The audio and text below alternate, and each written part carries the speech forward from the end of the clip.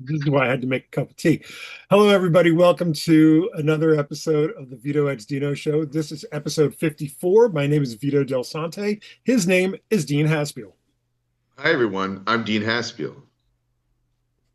Oh, God damn, that's a good cup of tea. This week, our guest is one of my very, very, very good friends.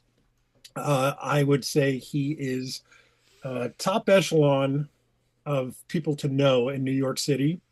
Not only New York City, but just in comics in general. He is an artist, a teacher at the Art Students League of New York. I worked with him on Stray Volume 2. He did a couple of layouts for me because he's phenomenal and he knows exactly what to put on a page. He also did Action Verse, the miniseries, number 6. He did Sons of Liberty, and how I met him was through Jamal Igle. And we'll talk about that a little bit too. Uh, Ladies and gentlemen, Mr. Steve Walker. Hi guys. Hey, Steve. How you doing? I'm doing pretty well.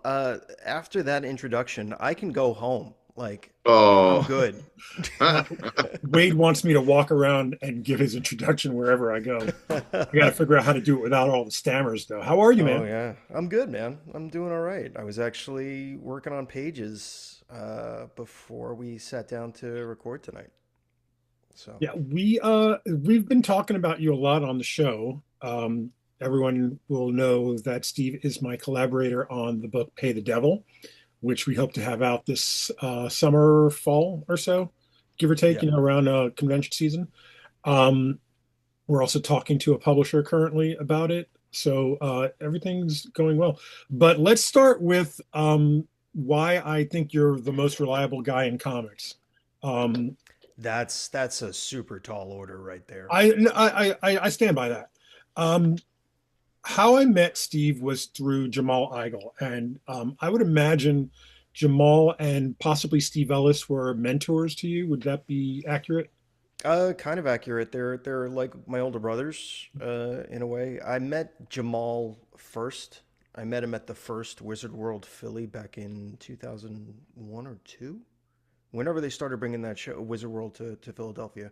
Mhm. I was at the first one with a zine comic that me and a couple of friends had made, and Jamal was there. And Jamal, being Jamal, kind of was walking around introducing himself to new people, and we were some of the people that he introduced himself to. Turns out he lived right down the street from us, Uh, so it became a thing of like, oh, you're in Brooklyn, I'm in Brooklyn too. Let's hang out, and we started hanging out, and then history was born.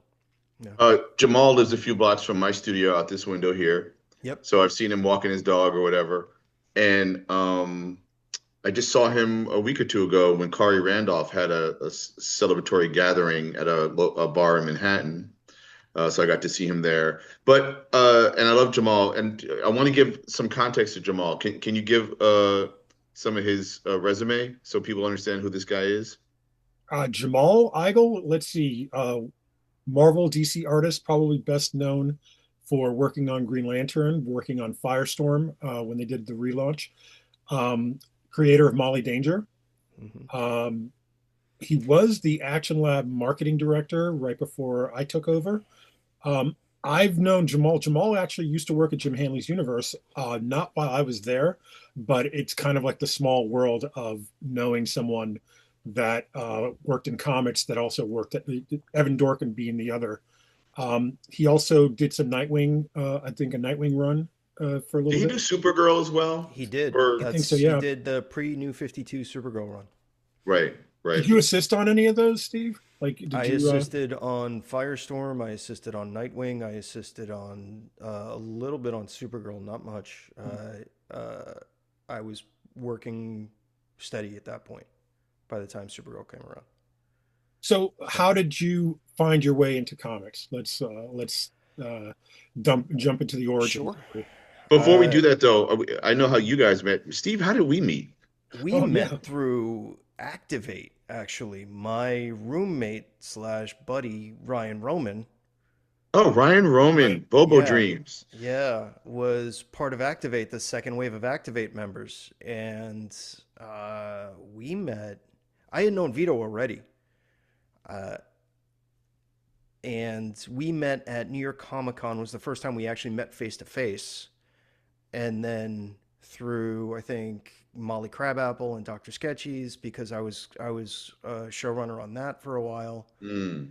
Uh, so you would come to one or two of those and I stuff remember like coming to that. one of the Molly Crabapple, in whether you were running it or someone else, I can't remember. No, And I remember they were wearing elaborate costumes, some yes, of the models. And yes. I was like, I came here to draw naked people. What the fuck is this? New York cabaret laws had changed by that point, man. Right. You could not So, have naked people where alcohol was present. and well, because you know what happens with alcohol and naked people? Oh yeah, you get a They lot of solve people. world problems. Yes, No, exactly right. no, but and I met Molly as when she was a model for Fred Harper.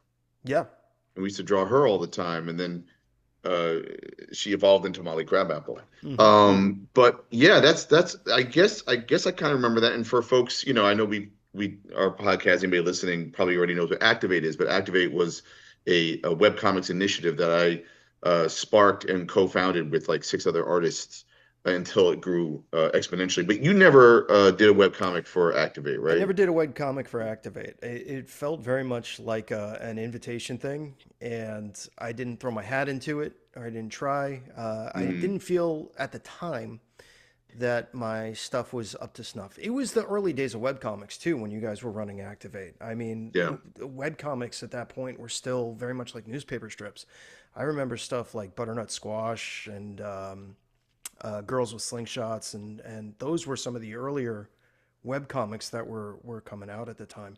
And I did stuff on LiveJournal, and you guys were, you and other Activate folks were nice enough to, comment on stuff when I would post stuff up and things like that. But I didn't have the uh, wherewithal to do a weekly at that point strip. Well, were you a writer as well at the time? Or you just felt like you were I was just an dabbling. artist? I was You're dabbling. dabbling. Yeah, Okay. yeah, I was dabbling in writing an artist. My origin to answer Vito's question, I started in comics. I went to SVA for comic book illustration because it was one of two schools at the time. I think the other one was SCAD Right. that was offering a bachelor's degree, not just a degree, but a bachelor's degree in cartooning illustration. Uh, so it was a no-brainer. And I went to school. When I went to school, I was in class with guys like Kari. Kari's one of my classmates. Farrell Dalrymple, Nate Powell. Who else? James John was a year ahead of me. Uh, so I was around and I was around a lot of guys who would become the industry like later on. Mhm. And not for nothing, drop names on who was teaching you as well. Oh yeah, I was taught by Joe Orlando, Mm. Carmine Infantino, Jack Harris. Uh, gosh, I got Walt Well, Simonson. Simonson. Yeah, Walt's kind of my mentor in a lot of ways, as he is for so many people who he taught. I don't think there's a cartoonist or comics artist that came out of New York City that has not been touched by either, their work hasn't been touched by a smidge of Walt Simonson and maybe a smidge of Bill Sienkiewicz. Yeah, yeah. Oh, for sure, Because of SVA, like I think SVA, a lot of people uh, came under them. for sure, for sure. And Cavalieri was teaching there while I was there, but I Joey didn't. Cavalieri, who is Yeah, a longtime editor at DC Comics. yeah. I Can I ask never. a question? Because Yeah. this will maybe speak to your desires and needs or pedigree. But like when I was a kid, like I graduated high school in 1985, where I Mhm. was an assistant somewhat a little bit to Walt Simonson on Thor and Sienkiewicz on New Mutants, Electro Assassin, Shaken on Flag. And I've covered that. But I think maybe SVA and like you said, maybe SCAD. I don't know if SCAD was teaching comics at the time. May not have been. And there was the Maybe not It at the Joe started time, in. but I know eventually they Yeah. did because I think Mayday Trip has a degree in comics from. So you're saying degree in comics, you're saying a bachelor. When I hmm was, it never occurred to me to get a certificate that Yeah. said I passed as a cartoonist, Yeah. like I just figured you had to go do it. So Can you speak a little bit to like, do you feel like you needed to have that or why that Oh means something yeah, to yeah. I was such a raw artist when I started. I started as a painter. Uh, for me, painting was always the thing that I could do. Like some people can just draw naturally. I can paint. Like you give me a paintbrush, I'm a happy man. Cartooning is something I always loved and I always wanted to do. And comics were a love of mine. And I always wanted to make comics. I saw comics and I was like, oh no, this makes sense. But I didn't have the training, and SVA had the training because I could run down the laundry list of teachers and go, oh, if I'm going to learn from anybody, I'm going to learn from these guys, right? And so, and also, I come my family. I'm the first in my family to go to college. They wanted me to go to college. It was kind of that kind of Okay, thing. that's what. To So I was trying to get to where, like, because you can learn comics by first of all making them or getting a studio or hanging out with your sure, buddies. I mean, learn by trial by error kind of thing. And of course, learning through teaching is super important. But to me, it's that certificate, which sometimes I don't know why that bothers me. Like, do you need to have that? And in fact, you teach comics at a school where you don't need to have the right, certificate. right, and we'll talk about that. Hmm. Hmm. My opinion on the degree for art has changed dramatically from when I went to school to now. I think doing it is the most important part of it. Like you said, I think if you want to make comics, start making comics today, right now. Don't don't wait until you don't need to ask permission or forgiveness. Just start making comics. And they're going to be crappy. You're not going to know all the ins and outs that someone like Dean would know, and how to write nuanced characters the way that Vito does. But go in and start making them and learn along the way. I know plenty of people who work that way and have made excellent careers for themselves doing that. I am blown away constantly by what my students now bring to the game. Like with just by doing the way that we all did at a certain point, which was I want to make these things. I need to make these things. Let me just start making them. Let me see what I But can also, come your up with. students today, the youth has such access to such a wealth of Yeah. information Oh more God, than yeah. ever because of the internet alone. Oh God, yeah. Us talking on this podcast, someone's going to learn a little bit about how to make Right. comics. Oh, absolutely, absolutely. So, what do you feel like? You said when you first got that degree in art and in comics art, and how you feel today. What do you mean? Like, is there a pushback? What do you feel? Like, does As it far as matter? like the degree, uh, Yeah. I oh, oof. I think that if you have the will, if you have the desire, if you can stand to just make things, and that's where your proclivity lies. You want to tell stories, you want to make stories, you want to communicate with people. Drawing comics and writing comics, that's awesome. Do that. And again, start today. Start right now. You don't need a degree. You don't need this group of people telling you you are now certified to do this. But if that is important to you, and you want that acknowledgement, do it. Like I'm not telling you to not do that any either. Like I want Would each. you tell someone who wants to make a living in comics that, and again, it's changed so much the way It when really we were has. younger, or Vito, we Yeah. could like meet a Joan Hilty Yeah. and I could get a gig drawing a Batman story and then find out that she needs a 5-page backup and be like, hey, can I ask Vito who wants to write a Batman, and but it's changed so much. It's not like that anymore. So do you think that the certificate, we'll call it, the sanction, as it were, um, in certain employers, not necessarily Marvel and DC, but other corporations that are looking for a cartoonist. You think they're looking for the certificate first? The corporate stuff will always look for some kind of vetting, Hmm.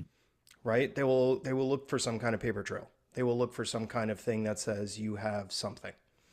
That paper trail is going to be your resume. It's going to be your experience, and that's all. A certificate is, right, or a degree is. My degree allows me to say, I have this training, I went through this course of study, I did all of this stuff.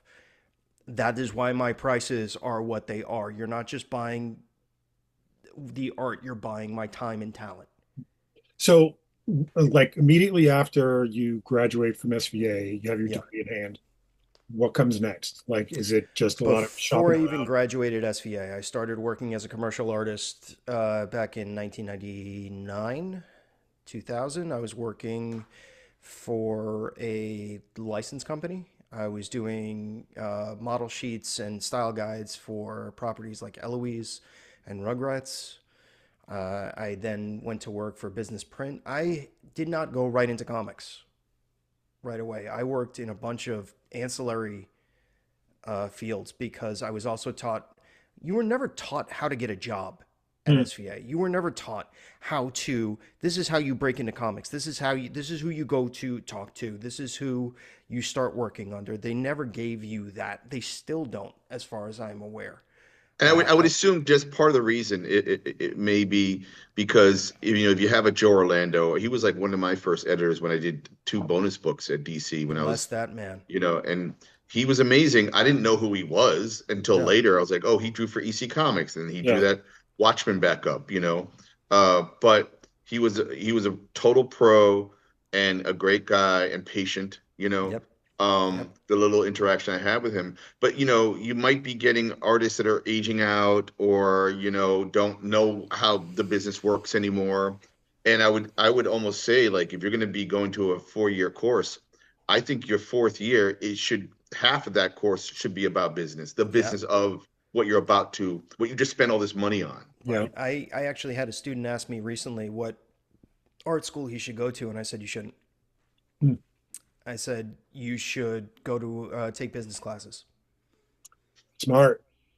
Take a business Yeah. class. If you want to go to art school, but make sure you take some business classes while you're there. Like Hmm. learn that side of things because so many of us have no clue how to run a business, Oh my have God. no clue The how amount of to times, manage their money. the amount of And times, like, we have marketing conversations, me, Dean, Charlie, yep, like just not even in a professional, not professional, but a official manner, like not yep, for, just like, hey, what's the best way of doing this? And like, we're all just like, I don't know, man, this is the way I did it. Like so many people just we don't have answers, like I don't think we were ever taught, and it's never the same answer for everybody, which is the worst part. It's like, somebody used to say something to the effect of, "Hey Vito, you did a DC book with Dean. Now you got your foot in the door." I was like, "Yeah, but they're pushing the door closed as hard as they possibly can on my foot, so I have to find a different window to get in to do something else, or like go through the back door or climb up on the roof. It's yeah. so there's no. I don't know that there's any teacher that can teach you that stuff to begin with, but it'd be nice to know the warning signs beforehand, maybe like, like, hey, this isn't going to be easy, like you got to I press try the to flesh as much as possible. I try to pass down that knowledge that Orlando and Infantino and Walt and all those guys gave me to my students. And one of the things that they told me was very, very honest and it was very straightforward, which is the three things, right? Nice, fast, talented, right? You have to be some combination of all three. Uh, you have to, getting in is one thing, staying in is the other thing, right? How do you stay in once you're in? Because you might get in and be like, hey, I'm in, it's easy street now. And you do a book, and then that book doesn't do anything. That book Well, goes that's definitely nowhere. more today. Like, Yeah. definitely more today will be, it's a popularity contest. Like, um, I know, what's her name? Katie Coon. Is that the actress who's in Bug right now? The Tracy Harry Letts Coon. Play? Carrie Coon. And she's an incredible, phenomenal Yeah. actress. Mm-hmm. Phenomenal. And she said recently how this play that Tracy Letts, her husband, wrote called Bug, that William Friedkin did a great adaptation for in film years ago. So it's been around. She's like, there's no way that we could have gotten this play mounted had I not been in White Lotus recently. Mm-hmm. And yes, she has other TV shows and movies that recommend her, and again, phenomenal actress. Right. But in terms of theater, which I sometimes equate to comics in some ways, even though you have giant blockbuster movies, it's also poetry. Yeah. Comics are akin to poetry, in some ways, like trying to find an audience and communicate your ideas, That's what we were and she saying was like, with Mark last week as well. Like it's about a personal connection, and the connection. I think, like you say it all the time too, Dean, is that my job, my comic isn't done until you finish reading it. And I think that speaks to a personal connection. And I don't think, it's I can't speak for how Steve teaches his students, but I don't think that that's something that is generally brought up, as a lesson, because I think a lot of people just look at it as a gig. And if it's, professionalism, what were the three things? Professionalism, talent, and Talent, speed, nice. right. well, I was going to say reliability, Yeah. to be reliable, to be tolerable, Yep. Yep. and then Yep. talent. And talent is the third, actually. The extreme talent, some people can be a total asshole that's late, and you will still Right. get more work because you're popular enough, Yeah. okay? Or people Yeah, love for your sure. stuff so much that you can get away with the other two.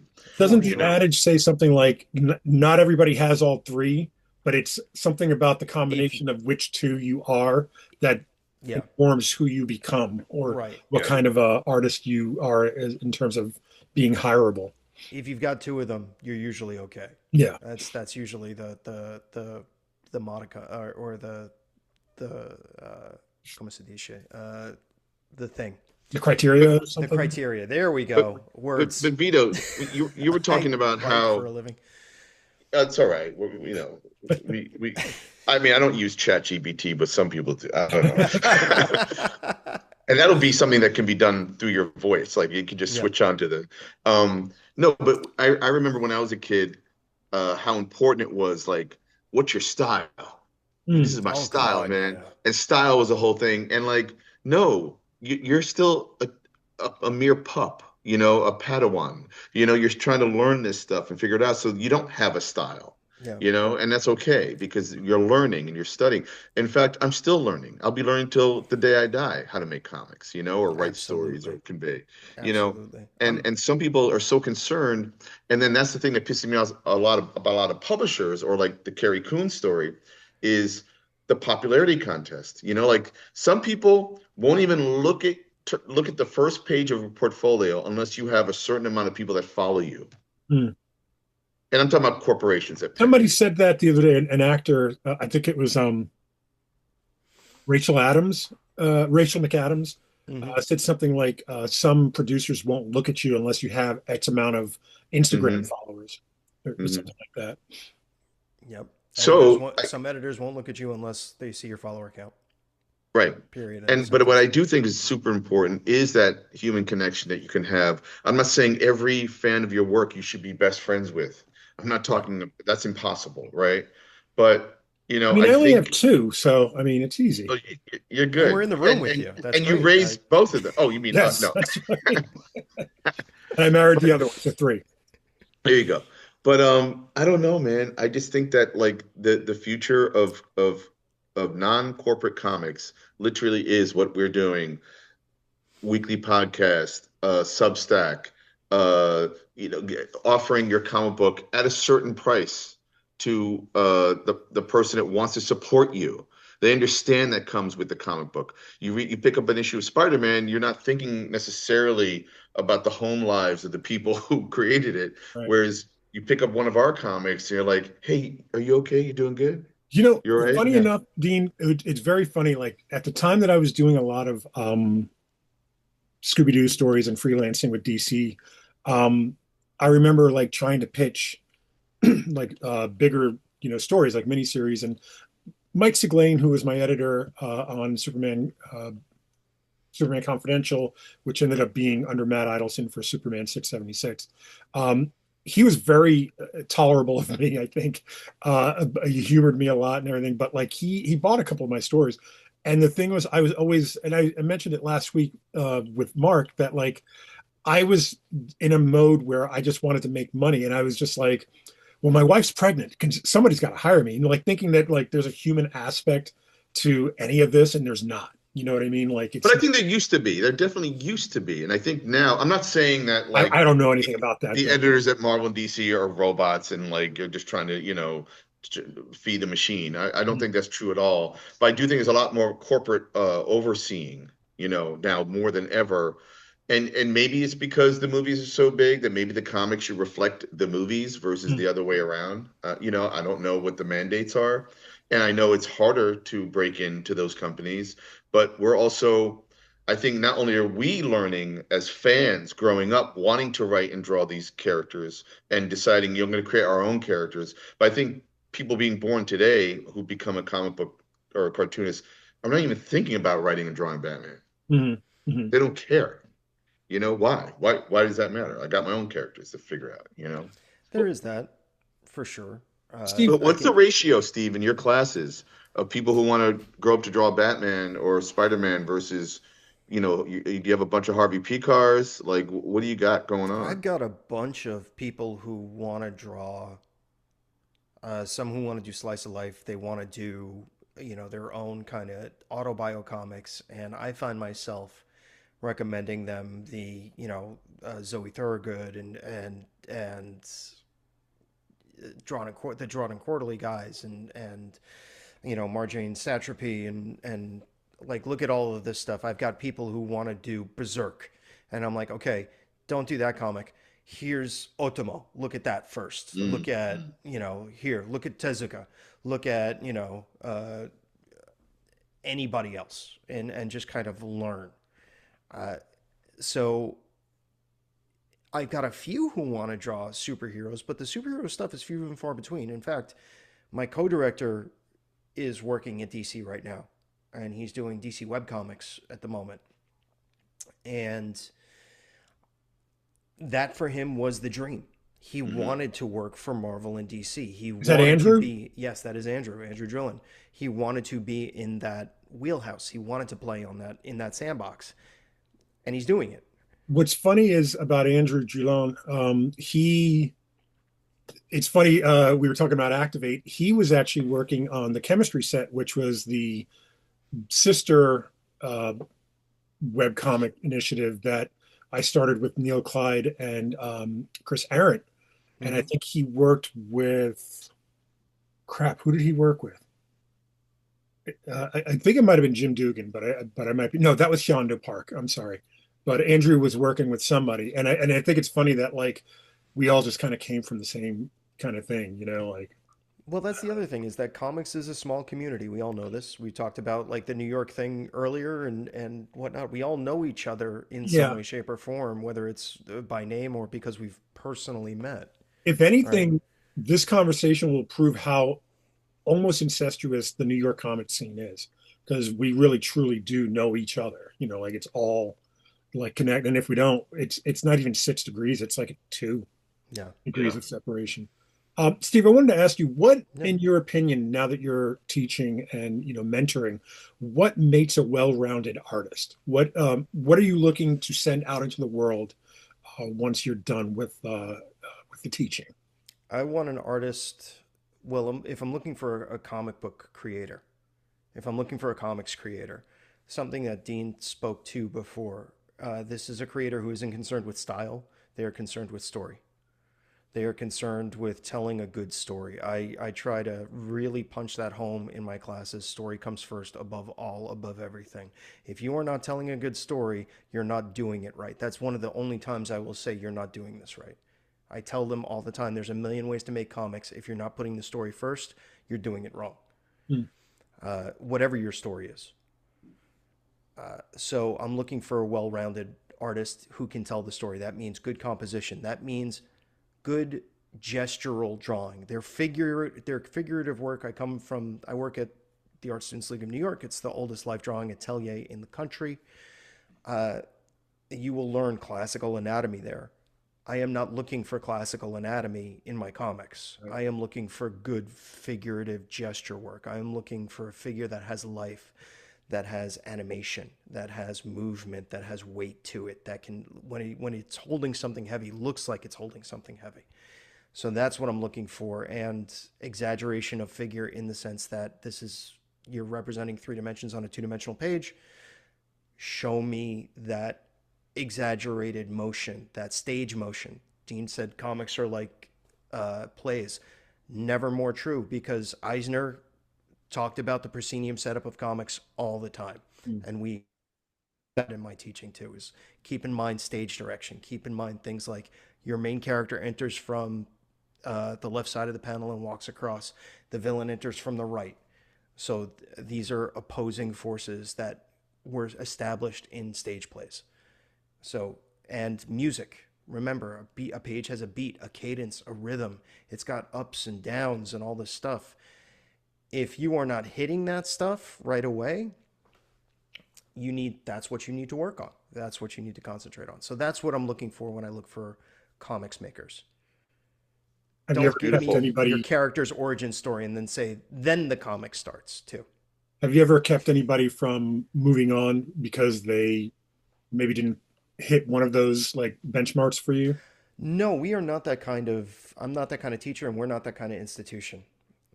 This is not we're going to hold you back if you don't do this. This is something that you're going to have to keep working on. So keep coming to class. Hmm. Like, Didn't you tell me, Steve? We had a meeting about a month ago to talk about me teaching at the Art Students League mhm, as well. And I think you said that you have a student that's been coming there for 10 years now. 16. 16 years. So you've not been able to teach him one damn thing. Damn. I've Talk taught him a about lot. fleecing someone's I've taught wallet. him a lot. I've taught him a lot. No, That's I'm why he kidding. I keeps think that's coming back, incredible. baby. That's exactly. Exactly. I love that. I love that. That's incredible. Have Yeah. you I ever mean, that's have you ever come dedication. across somebody from like a Kubert school or Oh a yeah. one of the others, SVA even I've or had, SCAD? yeah, And yeah. I've had students from Qbert. I've had students from SVA. I've had a bunch of students from the recent past 2 years who are in like their second and third year at SVA have start taking you classes with have me. you I'm trying to think of a nice way to say this. Have you found that um their fundamentals maybe aren't where you think they should be, or have you found that there might be something missing in their repertoire?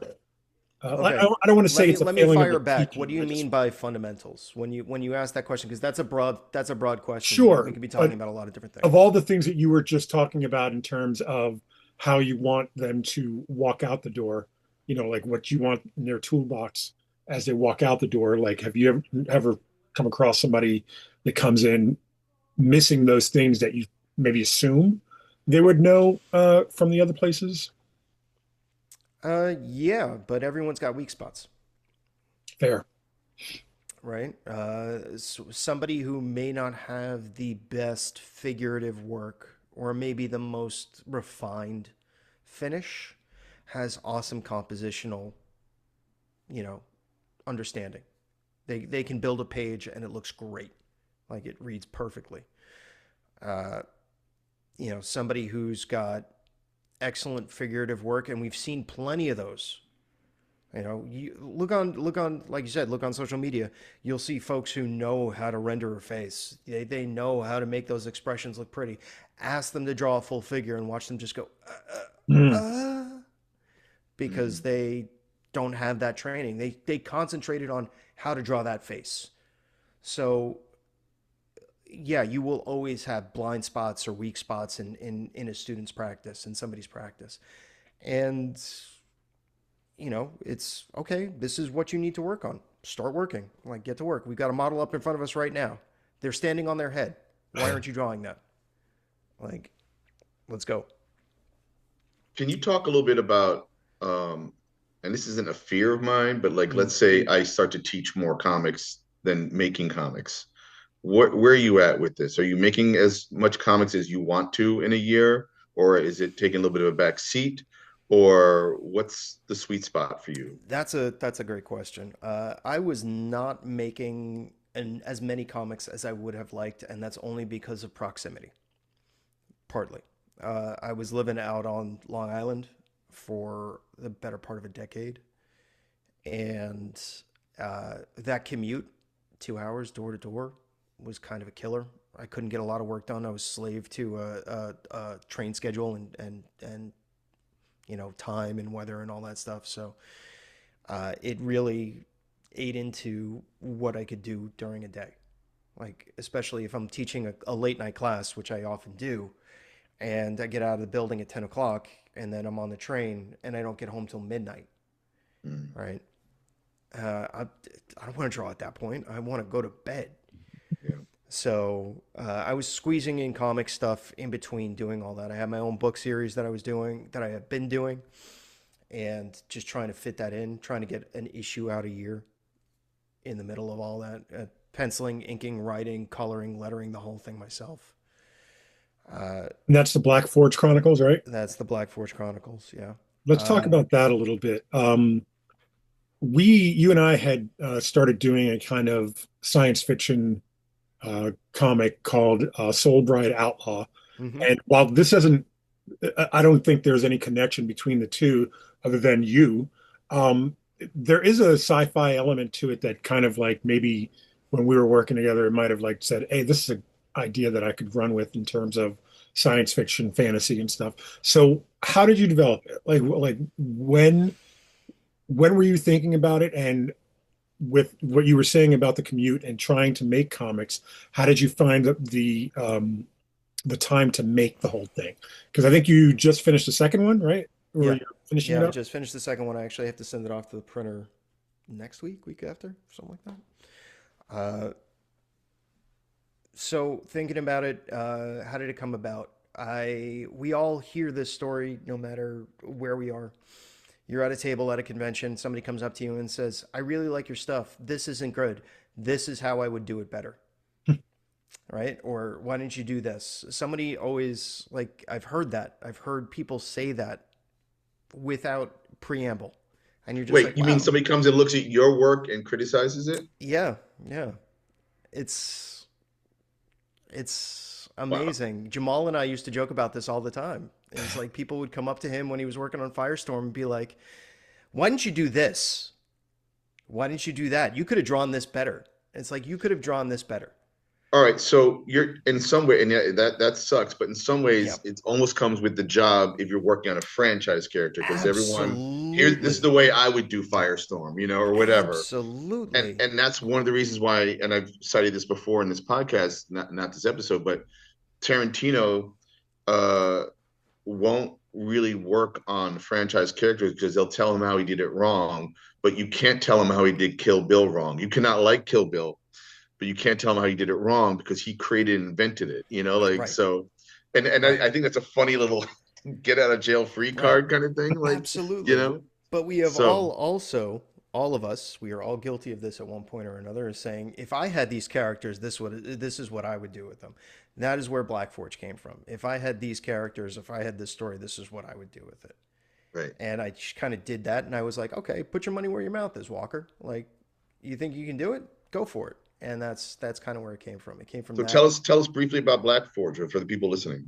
Black Forge is about two nation states that are generational enemies. They are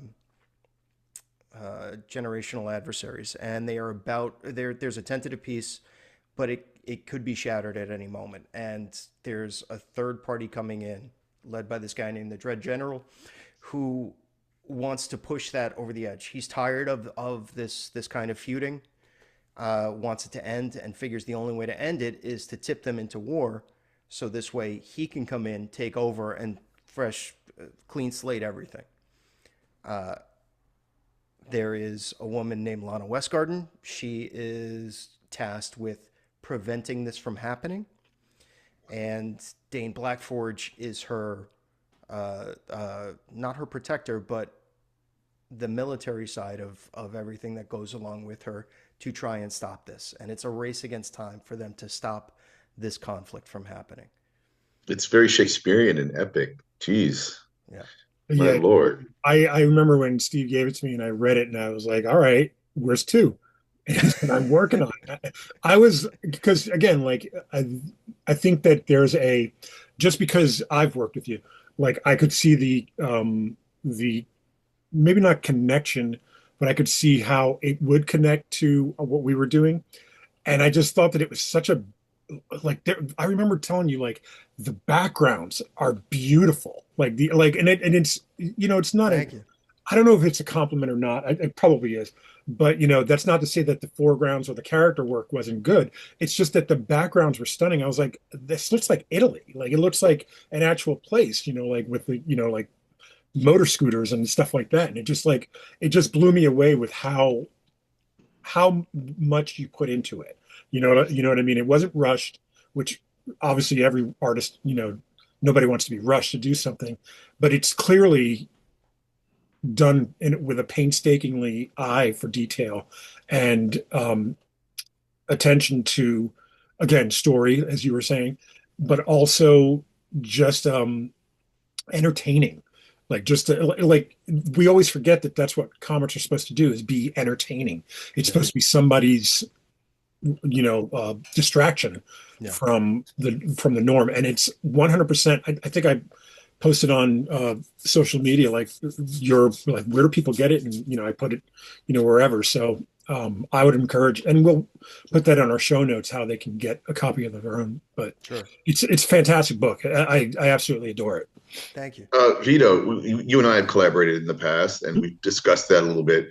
What's it like for you guys to collaborate? Like, what are the pros and cons, or could you have any stories or anything about like even working on Pay the Devil or other Right. stuff? Like, I tell us a think little bit about your collaborations. I mean I'll let Steve answer that as well. But for me, like I think the key for Steve is in terms of my collaborate, like I trust him implicitly. Like there's nobody. There's you, there's Steve, and there's Matt Major and Sean Isaacs. The four of you I trust no matter what. Like if I put something on a page, I know that what I'm going to get back is probably 900 times better than what I thought in terms of layout or storytelling. Like my storytelling looks fantastic when I work with either of you guys.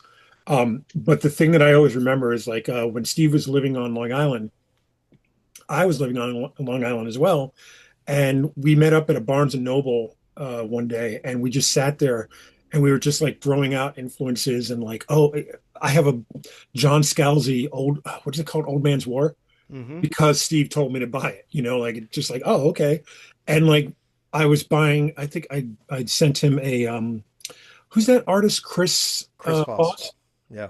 Yeah, like I like, and we were just an exchange of ideas, which I think with the limited amount of work that we've done together, the Stray issues, Action Verse, Soul Bride Outlaw, there's something that comes out of that organically, and I think part of it is you were saying proximity. We were close by, so it was easy to kind of just say, hey, let's. We were talking the last time we met up at a Starbucks. We were talking about this 1970s, 77-ish um, serial killer superhero story. And I've actually like been putting it together, quietly, for one of these days that we'll do it together. But like, I don't drop an idea, and Yeah. the thing is, once I know, again, like I'll always say this, and I say this, lovingly and with respect. Every time I come up with a concept, I always think it's Dean that's drawing it because he drew my first comic until I get the collaborator. And once I knew that Steve was working on Pay the Devil, Soul Bride, the 70s thing, I kind of knew how to tailor it for him. Like I kind of know what he likes to draw, and I kind of know the kind of stories he likes, like he likes to read even. So that's part of it, I think. What about you, Steve? Like I don't want to, like I don't need to be, smoke, blown No, away, thank and you for all of those kind words. but it's true. Like It's I'm really nice. honest. Uh, Working with Dino, working with Vito rather, is one of those things that like it comes easy.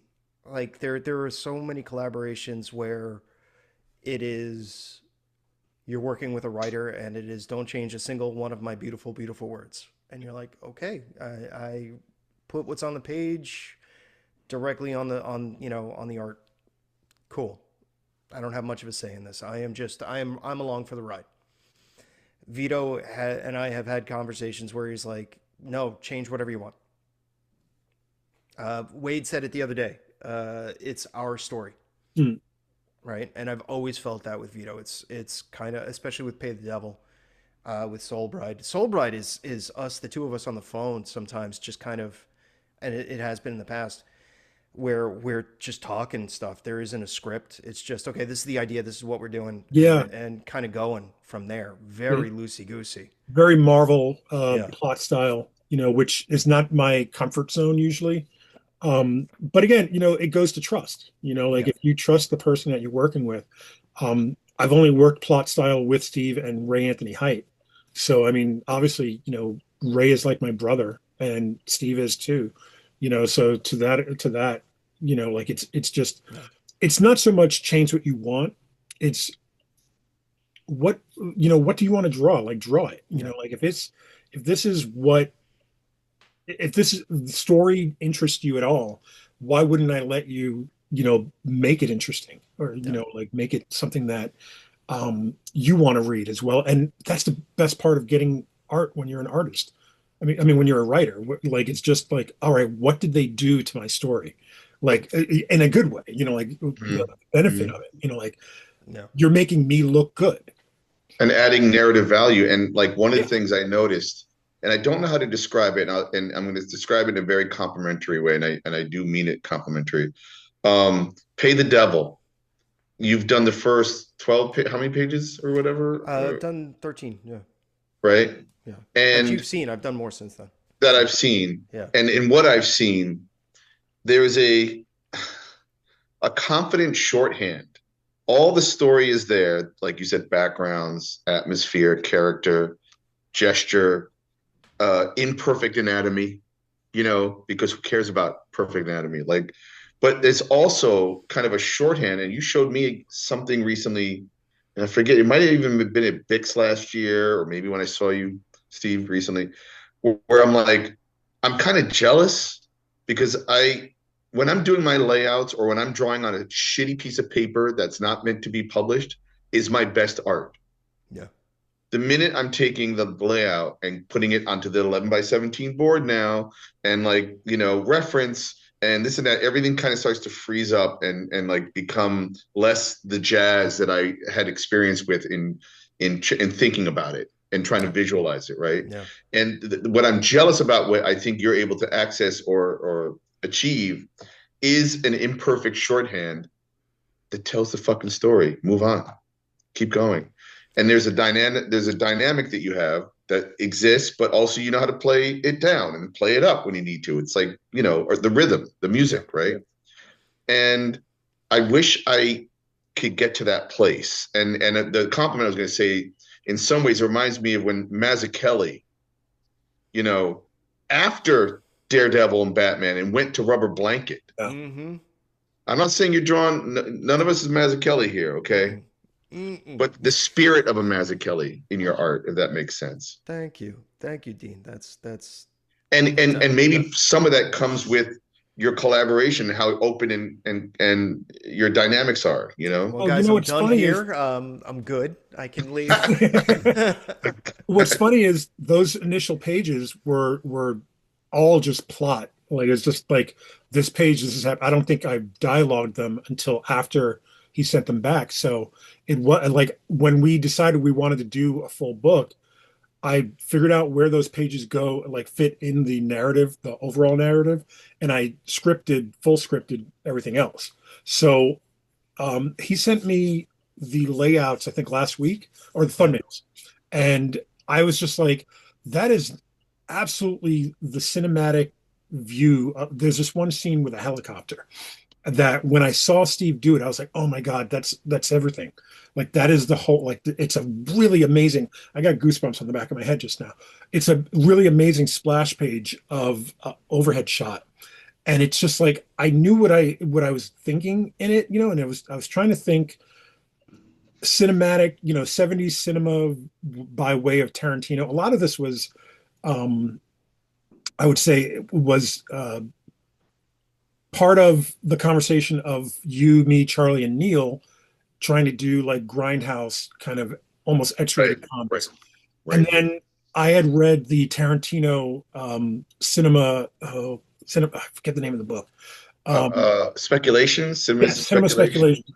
I read that, and then I watched one of the movies, Rolling Thunder, that he talks about it, and I was like, like, why didn't anybody ever think of a Vietnam vet in terms of like a Michael Myers or a Freddy, not Freddy, the other one, Jason. Jason. Jason, You know, yeah. so I was like, oh, that's the story. That's it right there. And I don't know. I don't even know why I thought Steve would be the guy. Like it just like as soon as I started writing it, I was like, I gotta see because Steve, you know what it is?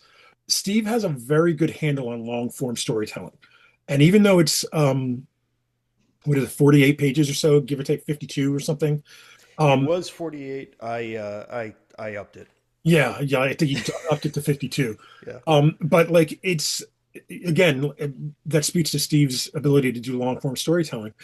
It was so minimal at first, and it was just like it's a very basic story, and the the thing that we always say to each other is Brubaker and Phillips. It's like those Brubaker and Phillips graphic novels.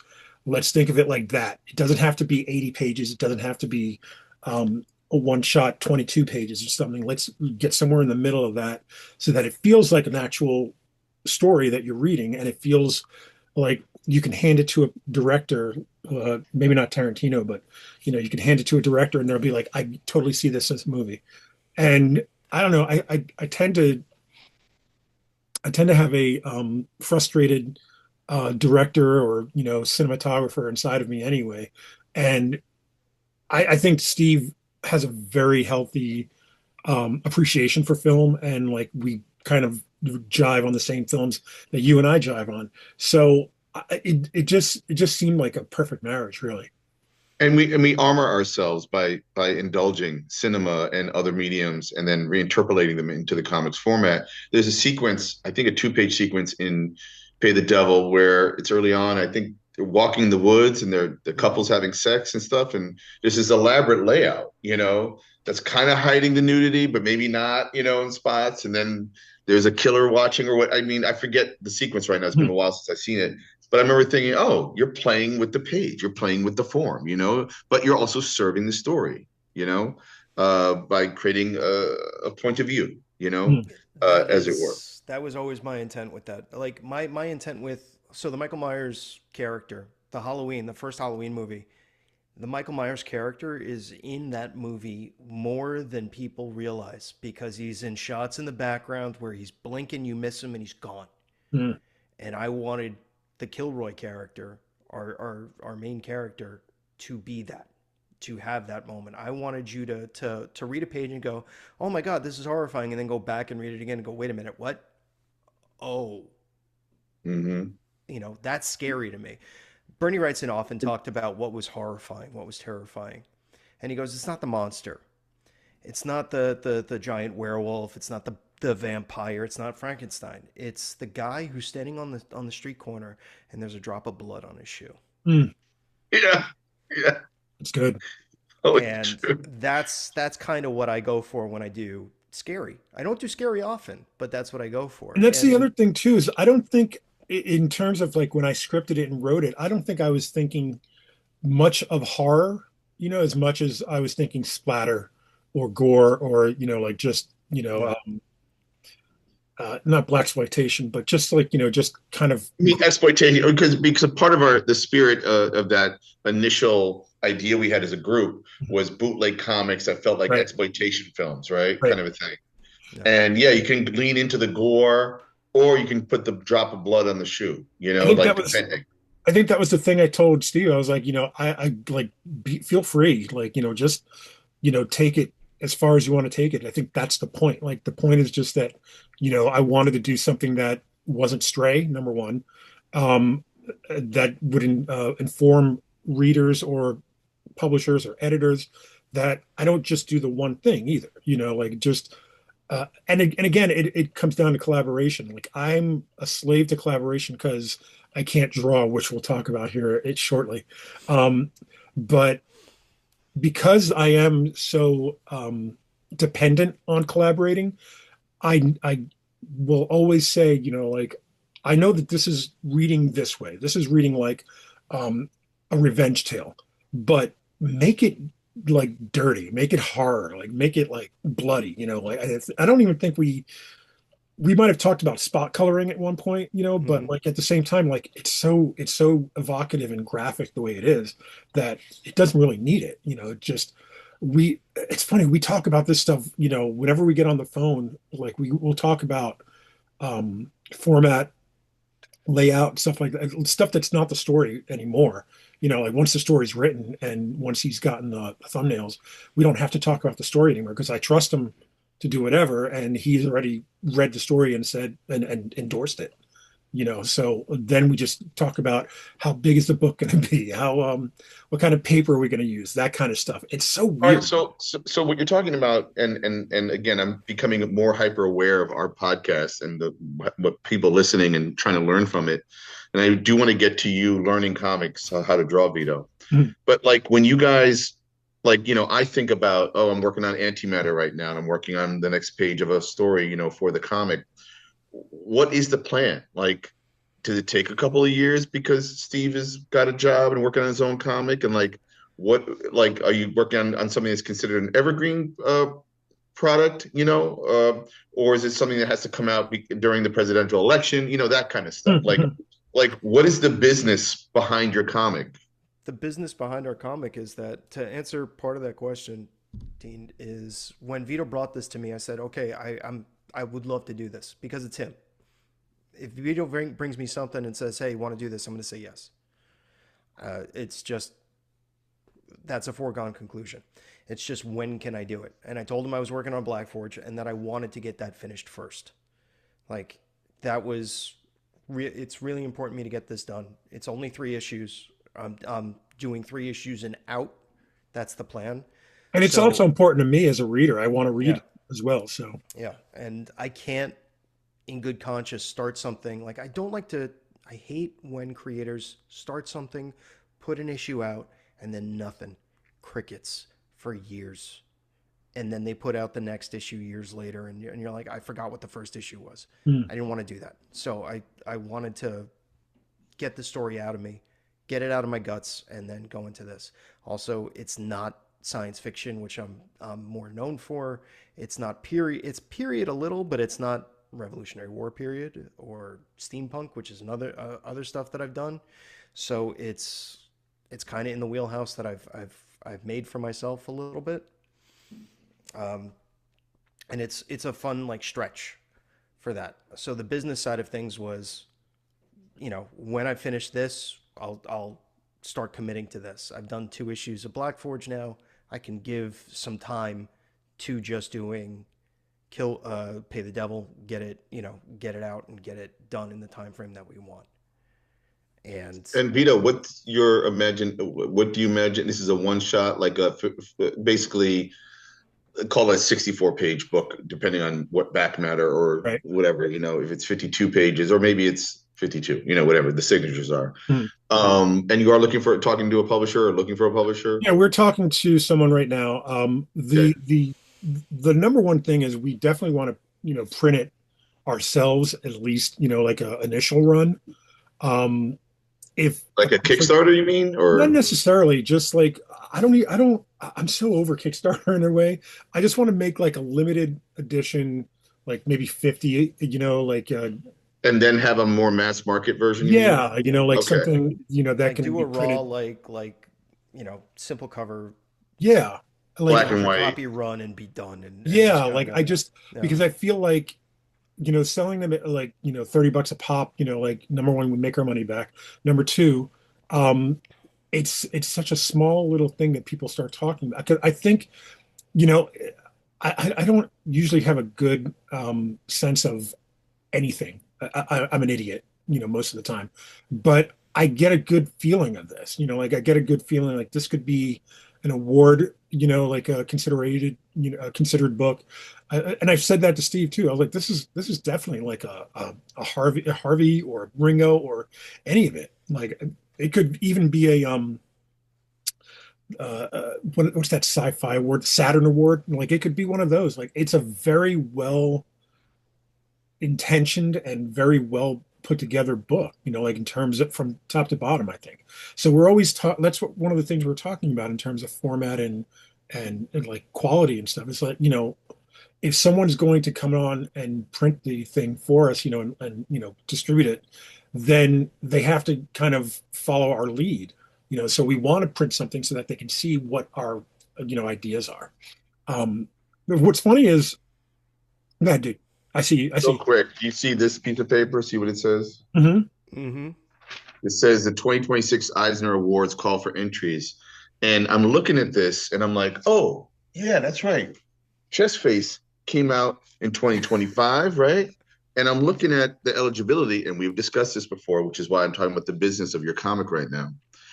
And any comic, graphic novel, album, or comics related periodical slash book shipped to retailers or bookstores or first made available online in the US between January 1st, 2025 and December 31st is eligible. Like, so this is not in a comic book shop. Right. And I don't know what they mean available online, like on my Etsy store, like I'm selling it on my For your Etsy. Is that website. what that means? What was that? Or web well, I don't have a website, but or that, like you can buy it directly from me on my Twitter. Okay.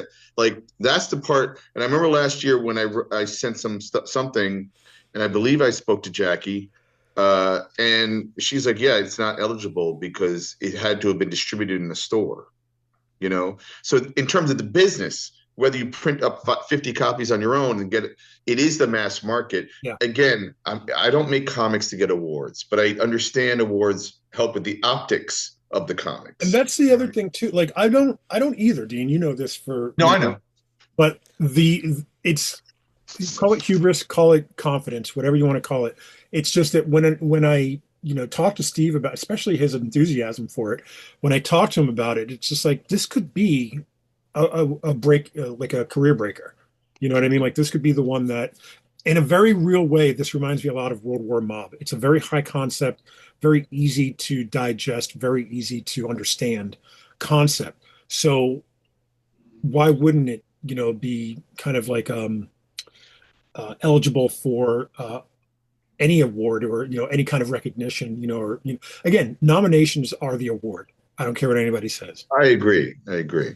Robin I, Williams often said about awards, he was like, I won the Oscar. And the week after I won the Oscar, everyone was like, great, you, Oscar, fantastic. 2 weeks later, they were like, hey, you did the. A month later, they were like, Mork? Right? Right. So awards, what do they mean really in the long run? and also sometimes they actually don't get you new work because they think they can't afford you anymore. Right.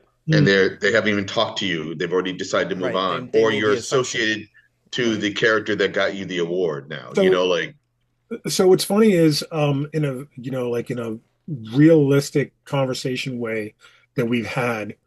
I don't know why I phrased it like that, but Steve and I have talked about this. Like, again, like this is our Brubaker Phillips foray. Like we're like, and we've talked about at least three or four other projects in this kind of vein. That like, I think the next one is based. What? How did I describe it to you? I described it as Marilyn Monroe with the black dog, but no, Black no. That Dog. was gonna. You didn't want to do that one Oh, because it was that's too right. Yeah. period. So I said, what about No Country for Old Men with superheroes? And you're like, I'll do that.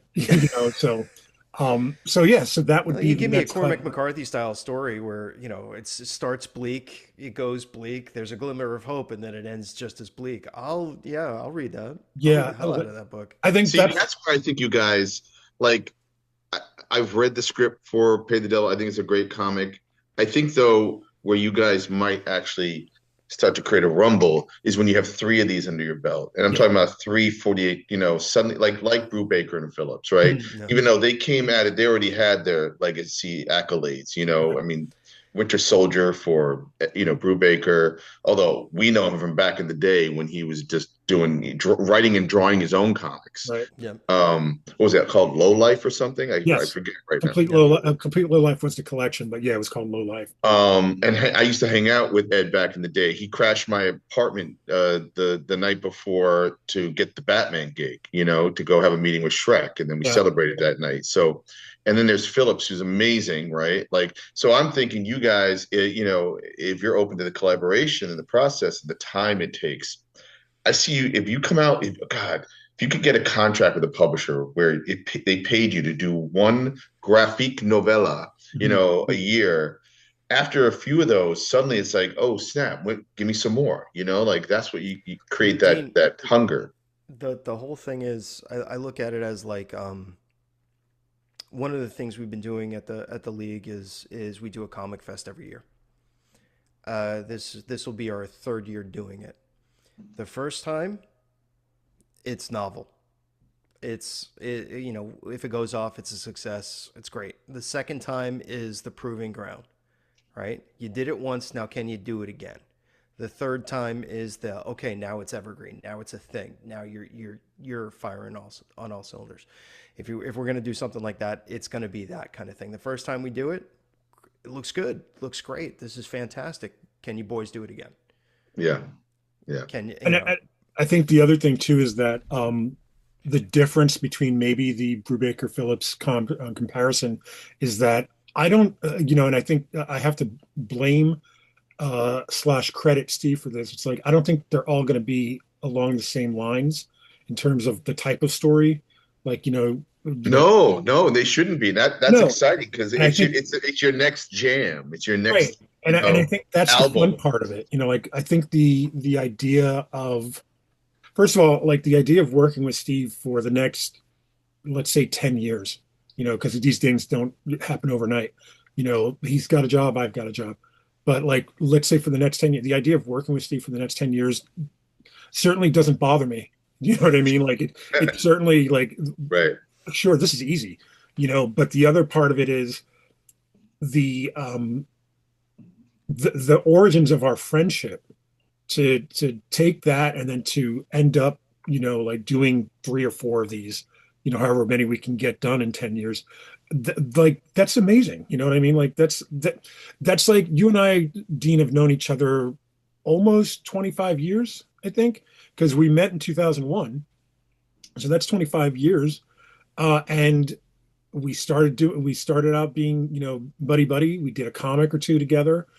Now we're doing a weekly show. Like it's weird how I trust more than 5 people, maybe, but less than 10 in the industry to shepherd my stuff, if I'm not around or whatever. If I gave Steve an idea for a story and I drop dead tomorrow, I know Steve will number one, get it done, but number two, do me like an amazing honor by making it, like his, like magnum opus, So to me, like to get to work with anybody, would be great, but to know that who it is on the other end is even better because I know what I'm getting out of Steve. I know how to push Steve. Steve knows how to push me. We know how to make a story together. And that's Right. the thing that I Right. think is more important than anything. Well, let's talk about the elephant in the room that Yeah. will also speak to what Steve's been doing and I've dabbled with, which is to you keep talking about it's a theme throughout our podcast that you're the writer that needs to wait for the artist. Right. Right? So you want to learn how to draw comics, and I hope do you have the first one or are you putting up the second one? I'm going to put up the second one. Can you put up the first one is it possible to find that just to show a contrast? Yeah, let me just try to find it first. If you can find it. So what we're talking about here, and it's also a visual thing, is that Vito's trying to learn how to draw comics because he's waiting for these goddamn artists to We're so finish their slow. comics We're and everything so else. so slow. So slow, so lame.